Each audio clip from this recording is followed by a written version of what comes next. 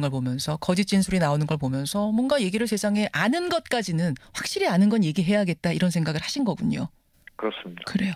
아마 그러면서 여러 가지 힘든 일도 많이 겪으시는 걸로 아는데 그 얘기는 잠깐 뒤에 더 네. 나누도록 하고 우선 최근에 가장 큰 이슈로 툭 불거진 게 김수현 씨 PC에서 나온 2,300여 개의 통화 파일입니다. 이거를 뭐 네네. 어떤 사람은 김수현 파일이라고 부르고 어떤 사람은 고영태 파일이라고 부르던데 여하튼 네. 녹음한 주체는 김수현 씨인 거죠? 그렇게 알고 있습니다. 그렇죠. 일단 김수현 씨라는 분 고원기획 전 대표라고 알려졌던데 어떤 인물입니까? 저도 그렇게만 전해 들었었고요. 어떤 사실관계냐면은 제가 너무 업무가 과중했어요. 예. 그 최순실 씨한테 지시를 받는 일들이 너무 과중했고 음흠. 거의 뭐 주 7일 동안에 뭐 맨날 새벽에 퇴근을 하고 그래야 되다 보니까 이런 기획안들을 좀 만드는데 좀 도와달라. 저 혼자 하기는 너무 버겁다. 제가 예. 이제 얘기를 하니까 이제 그 고영태 씨한테 저를 소개하셨던 분이 이제 류상영 씨라는 분이거든요. 그렇죠. 예, 그래서 이제 류상영 선배하고 김수현 씨가 제가 이제 만드는 기획안들에 이런저런 아이디어를 좀 주고 그랬던 예. 겁니다. 그렇게 된 거군요. 근데 왜 그렇게 통화 내용을 전부 녹음했을까요? 그거는 나중에 저도 이제 검찰 조사 받으면서 알게 됐는데 예. 그 친구가 뭐 특별한 의도를 가지고 녹음한 게 아니라 음흠. 모든 통화가 그냥 자동으로 녹음되는 거를 깔아놨었다 그러더라고요. 그런 어플을 깔아놓은 거예요 휴대폰에다가. 네네네. 그거를 이제 저도 검찰에 들어가서 조사받고 뭐 하는 과정에서 다 이제 확인을 해보고 들어봤거든요. 예. 나머지 상당수 파일은 그 친구가 이제 영어 회화 공부를 하던 게 있는데 그 천몇백 개 되는 파일은 거의 그런 그 영어 회화 부분이고 천 몇백 개가 다 영어 회화예요. 네네네. 나머지 이제 이 사건하고 관련이 있는 사람들하고 이제 통화를 한 게 일부 있는 건데 예. 그 부분을 가지고 이제 지금 아마 얘기들을 하시는 걸로 알고 있습니다. 바로 그 부분. 박근혜 대통령 측에서 말합니다. 이건 재판정에서 국민 공개 검증을 해야 될 파일이다. 그러면 아마 이 모든 사건이 고영태 일당의 사기 행각에서 비롯된 거란 사실이 만천하에 드러날 거다. 그러니까 쉬운 말로 하면 고영태가 이 사업들을 다 꿀꺽하려고 계획한 음모란 게 이 파일을 들어보면 드러난다. 이거거든요. 어떻게 생각하세요? 저는 뭐 아니라고 말씀을 드릴 수밖에 없고요. 어허. 저는 그 통화 그 녹취를 이미 그 검찰 가서 다 확인을 했습니다. 그 검찰에 들어가서 이미 그 녹취 부분에 대해서 충분히 다 그 조사를 받고 거기에 대한 소명을 했고요. 그러면 잠깐만요. 네. 우리 박헌영 과장이 들어가셨을 때는 박헌영 과장 부분만 들으신 거예요? 아니면 다른 사람들 것도 그러니까 아주 의미 없는 파일들 말고 의미 있는 파일들은 다 들으신 거예요? 그러니까 저한테 이제 그 제가 관련된 부분은 당연히 제가 확인을 하고 다 확인하셨고, 예, 그 저하고 제가 직접 통화에 등장하진 않지만 예. 이 사람들이 이런 얘기를 지금 하는 게 있는데 이거는 어떤 거냐라는 이런 그 조사를 하지 않습니까? 뭐 그런 부분들도 제가 들어봤기 때문에 예. 제가 그 들었을 때 다 말씀을 드렸습니다. 이런 거는 어떤 내용이고 예. 뭐 이런 걸로 예상이 생각이 된다. 그런 부분들을 다 말씀드렸고 검찰에서도 충분히 그거에 대해서 예를 들어서 그게 혐의가 있다면 예. 이미 그걸로 고영태 씨나 류상영 씨나 저나 기소가 됐어야 됩니다. 봐줄 이유가 없다는 거죠, 검찰이. 당연합니다. 예. 그런 내용들은 충분히 저희는 이미 다 조사를 받은 거고요. 이미 저희는 그래서 그게 다 지나간 일입니다. 저희한테. 그래요. 그 박헌영 과장님하고 김수현 씨하고 통화한 내용들 중에는 어떤 것들 기억나세요? 그 친구하고 제가 이제 SK 그 미팅을 다녀오고 나서 예. SK 미팅 내용이 이제 그런 거였지 않습니까? 이제 최순실 씨가 저한테 비덱이라는 그 독일의 회사로 최순실 씨 회사. 네네 SK에서 돈을 직접 보내줄 수 없겠느냐 이런 내용으로 미팅을 하고 돌아와서 예. 이제 제가 그 부분에 대한 거를 이제 이런저런 얘기들을 김수현 씨하고 나누고 이제 뭐 그런 부분이 있습니다.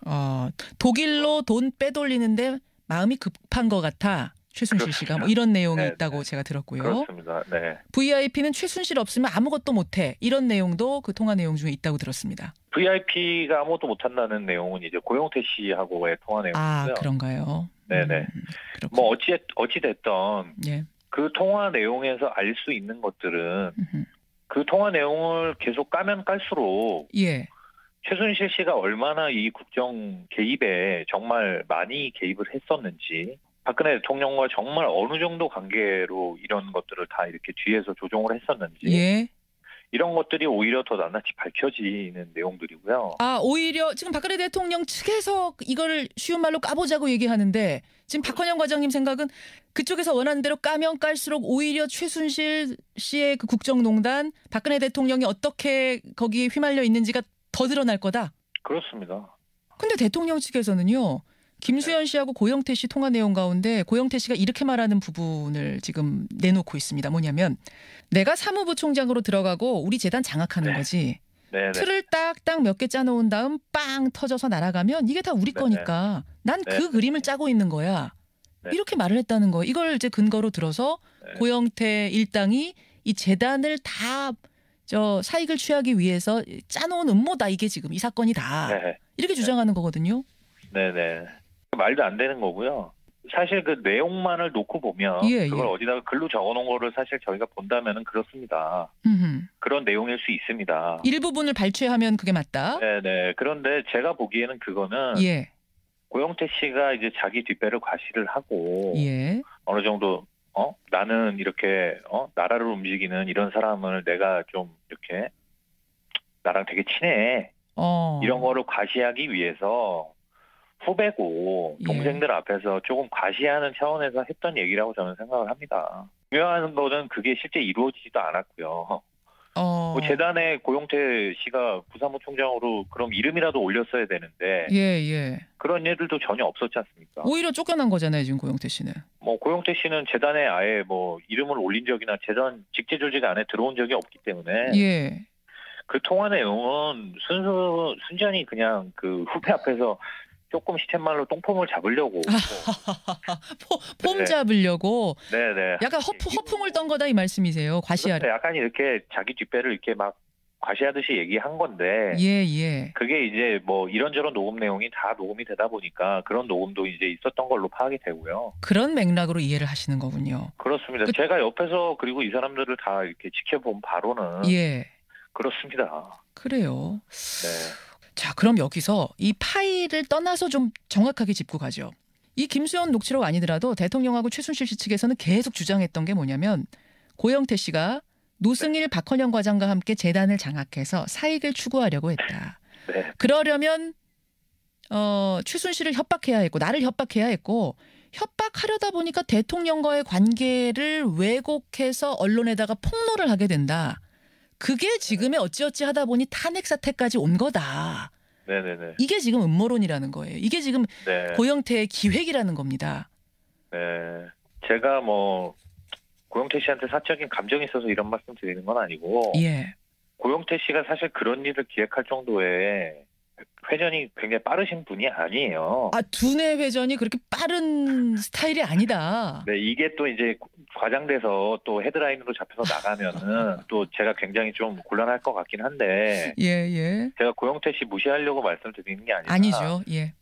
네, 그 정도로 막 계략을 짜가지고 함정에 누굴 빠뜨려서 이렇게 하려고 하는 그런 생각을 할 수 있는 정도의 분이 아니고요. 예. 그리고 재단을 그래서 만약에 그런 의도가 있어서 그렇게 하려고 했다 그러면은 최소한 자기가 얘기한 대로 뭐 부사무 총장이 됐든 아니면 최소한 무슨 부장 자리 하나라도 재단에 자기가 차고 있어야 정상 아닙니까? 그렇죠. 근데 실제 그런 얘기가 오간 적도 없고요. 재단 내에서. 예. 그렇기 때문에 저는 그 녹취가 그렇게 그런 좀 과시로 한 얘기라고 제가 보는 겁니다. 그럼 지금 이게 저 고영태가 이 사익 취하려고 이거 다 꿀꺽하려고 만든 데서부터 시작해서 탄핵까지 흘러왔다라는 주장이야말로 음모고 이게 거짓말이라고 보시는 거예요. 그렇습니다. 네. 고영태 씨가 물론 폭로를 하신 거는 맞고 그거는 지금 이제 온 국민이 다 알고 있는 사실 아니겠습니까? 그렇죠. 근데 고영태 씨가 그걸 폭로하게 된 데는 고영태 씨가 최순실 씨한테 알게 모르게 상처를 입어온 게 굉장히 많았고 개인적으로요. 예. 네, 개인적으로 모멸감이나 인격적으로 그 대우를 받지 못한 것에 대해서 상당히 불만을 계속 오랫동안 가지고 있었습니다. 예. 거기에서 비롯된 폭로이라고 하면 그건 맞다 이 말씀이세요. 그렇습니다. 네. 그렇다고 해서 그거를 뭐 이 모든 지금 농단이 고영태 씨와 일련의 그 통화의 녹취에 등장하는 몇몇 사람들에 의해서 자행이 됐고 이거를 이 사람들이 주도한 거고 그렇기 때문에 최순실 박근혜는 피해자다. 이러한 프레임은 저는 완전히 주객이 전도되고 모순이라고 저는 생각을 하고요. 완전히 그러니까 서운해서 폭로를 시작한 건 맞지만 그 폭로의 내용이 거짓이거나 음모거나 기획이거나 이건 아니라는 말씀이에요. 그건 절대 아니라는 겁니다. 말씀. 네. 알겠습니다. K스포츠 박헌영 과장 여러분 지금 직접 만나고 계십니다. 그나저나 입사하신 게 작년 1월이시죠? 그렇습니다. 그렇죠. 주로 무슨 일을 하신 거예요? WK라는 그 최순실 씨가 세운 그 회사를 왔다 갔다 하면서 예. 그 재단과 WK 양쪽 모두의 일들을 제가 기획을 해왔고요. 제가 알기로는 박헌영 과장이 거의 네. 기획안의 99%를 다 만드신 분 맞죠? 맞습니다. 맞죠. 네, 지금 뭐 언론이나 아니면 헌재나 뭐 특검이나 이런 데서 나오는 종이 서류로 된 페이퍼들은 99% 정도는 제가 만든 거라고 맞습니다. 보시면 되고요. 어떤 지시가 주로 내려와서 기획안 만드셨어요? 주된 거는 이제 문체부 예산을 가지고 어떤 할 수 있는 일들, 음흠. 뭐 그런 것부터 해서 대통령 순방이나 이런 거에 관련된 자료들을 보여주시면서 예. 이제 그거 관련해서 재단에서 준비해야 될 것들, 뭐 그런 거 관련해서도 이제 지시를 계속 하셨었고요. 그렇군요. 지시는 최순실로부터 내려온 게 맞습니까? 그렇습니다. 이 돈을 우리가 어떻게 가져갈 수 있을까 고민해라. 기획안 만들어라. 그렇습니다. 그래요. 그 기획안 만들어지면 최순실 씨한테 다 보고됐습니까? 완전히 다 보고가 됐고요. 시쳇말로 그 토시 하나까지 예. 이거는 이렇게 고쳐야 된다. 음흠. 이건 이렇게 고쳐라. 그런 것들을 이제 그 오셔서 이제 포스트잇이나 네임펜 이런 걸로 일일이 다 이제 그 빨간 펜 선생님들이 이렇게 해주시듯이 예. 그렇게 지시를 다 하셨죠. 토시 하나까지 지금 검수를 다 받았다고 말씀하셨는데 최순실 씨는 그 회사 자기 거 아니라고 하는데요. 거짓말이시고요. 네. 그래서 저는 사실 그런 질문들이 사실 조금 황당하거든요. 질문 자체가 황당해요. 제가 그 뉴스 프로그램에 나가서 예. 인터뷰할 때 그래서 제가 뭐 비유를 드리기도 했었는데 홍시를 먹어보니 홍시 맛이 나서 홍시 맛이 난다 했는데 내가 그 회사에 다녀보니 최순실 회사에서 최순실 회사라고 했는데 그걸 사람들이 의심하면 어떡하냐 그러셨죠. 네, 그게 왜 최순실 회사입니까라고 사람들이 물으시니까 저는 아니 당연하다고 말씀을 드린 건데. 예, 그래요. 이 사건의 한복판에 계셨던 분으로서 그 기획안의 99%를 만들었던 분으로서 보기에 네. 최순실 씨와 박근혜 대통령은 공범 관계인가 아닌가. 네. 지금 이제 박근혜 대통령 측에서는 딱 선을 긋고 이건 공범이 아니다. 최순실이라는 사람이 국정농단 한 건 맞지만 나랑은 상관없다는 거거든요. 네. 한복판에 계셨던 분으로서 어떻게 보세요? 일단은 제가 증언 드릴 수 있는 바는 예. 저희 재단에만 관여하신 걸로만 보더라도 이제 그 안종범 수석이라는 분이 저희 그 사무총장 쪽으로 연락을 계속 주셨었고 아하. 이런저런 얘기들을 최순실 씨가 저희한테 한 얘기를 얼마 지나지 않아서 똑같이 안종범 수석께서 하셨거든요. 근데 수석한테 지시할 수 있는 사람은 누가 있을까요? 대통령이겠군요. 저는 그거는 대통령밖에 없다고 생각을 하기 때문에요. 최순실 씨 하는 일을 전혀 모르고 최순실 씨가 따로 농단하는 거는 했고 본인은 모르신다 이렇게 얘기하시는 거는 예. 뭐 눈 가리고 아웅하는 거다라고 저는 생각을 합니다. 눈 가리고 아웅하는 거다. 최순실 씨가 그러니까 박헌영 과장한테 이거 이렇게 해서 기획안 짜봐라고 이야기를 했으면 그 이야기가 얼마 뒤에 청와대에 있는 안종범 수석한테 전화로 오더가 내려왔다. 똑같은 이야기가. 그렇습니다.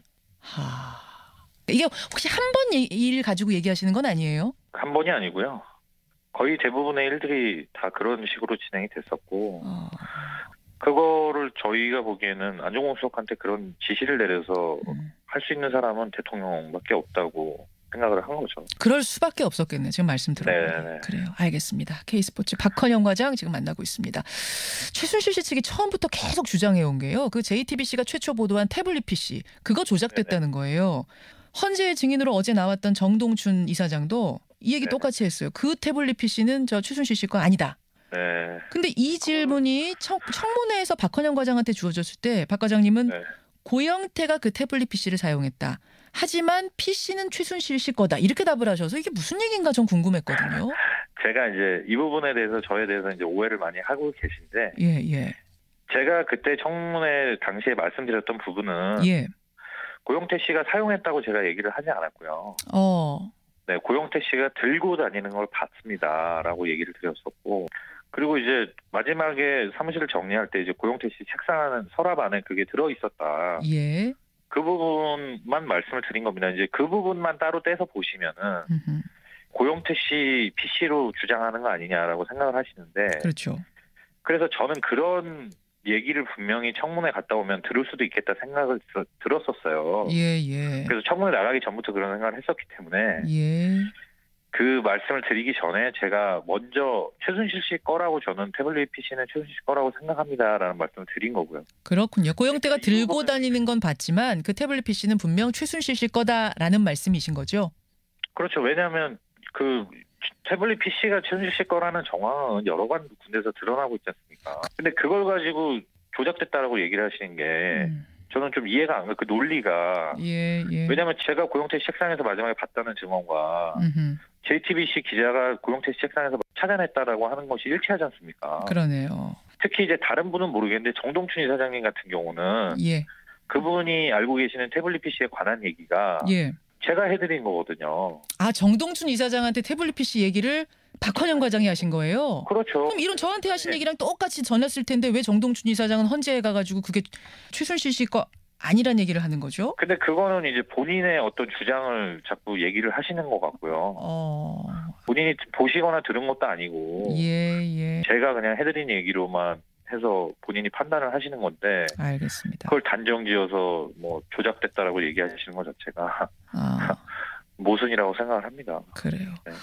K스포츠 박헌영 과장 지금 만나고 있습니다. 혹시 이 사건 터진 뒤에 이렇게 거짓 진술해라 이런 회유나 압박 받으신 건 없으십니까? 회유나 압박을 따로 받지는 않았습니다. 직접적으로 뭐 이거를 이렇게 진술해라 저렇게 진술해라 그런 말은 없었는데, 음흠. 여기 관련된 사람들 전부 다 근데 사실 그런 압박이 말을 안 해도 있었다고 저는 생각을 하고요. 아, 초반에 이제 말씀하시는 거죠? 네, 왜냐하면 이게 어느 정도 이제 힘이 있는 분인지를 그렇죠. 대충은 다 알고 있었기 때문에, 예. 어쨌든 뭐 청와대나 대통령이나 이런 분들과 그쪽하고 관계가 있는 사람이라는 거는 알고 있었기 때문에, 예. 그거는 사실 누가 말로 한다고 해서 압박이 되고 그렇지 않다고 해서 안 되는 게 아니겠습니까? 그렇죠. 그거를 알고 있는 사람들 입장에서는 그렇죠. 네, 당연히 무서운 생각이 드는 거고요. 무서운 생각이 드는 거고. 아, 계속 무섭다는 말씀하시는데 최순실 하면 무서운 이미지다. 무섭다. 얼마나 그렇게 무서우세요 지금? 그분이 뭐 여자분이고 어허. 연세도 뭐 이제 60 되신 분인데 건장한 청년이 예. 뭐 그걸 무서워하느냐 이렇게 얘기하시는 분들도 계신데, 그분 개인이 무서운 게 아니지 않습니까? 배우가 배경이 무서운 거기 때문에. 배우가 누구라고 생각하시는데 그렇게 무서우셨어요? 배우가 뭐 다들 알고 계시지 않습니까? 그러니까 대통령이라는 어마어마한 권력이 거기 뒤에 있다는 걸 알기 때문에 무섭다. 그렇죠. 예, 그렇군요. 그러면 지금 이제 탄핵 심판이 한창 진행 중이고 거기 뭐 증인으로도 나갔다 오셨습니다만 이 탄핵이 네. 타당한 것이냐 아니냐, 사건의 한복판에 계셨던 분으로서 어떻게 보세요? 개인적으로. 제가 개인적인 의견을 말씀드리자면은 예. 지금도 충분히 이미 드러난 사실만으로도 충분히 이거는 당연히 탄핵이 되어야 되는 일이라고 저는 생각을 하고요. 아, 그렇군요. 네. 예. 내부 고발자라는 게 쉬운 일이 아닌데 지치고 힘들고 신변의 위협 느껴지고 여러 가지 고통스러운 상황이 있더라도 끝까지 진실을 밝히는데 힘써 주시기를 저도 끝으로 부탁드리겠습니다. 네, 고맙습니다. 오늘 귀한 말씀 고맙습니다. 네, 고맙습니다. 예.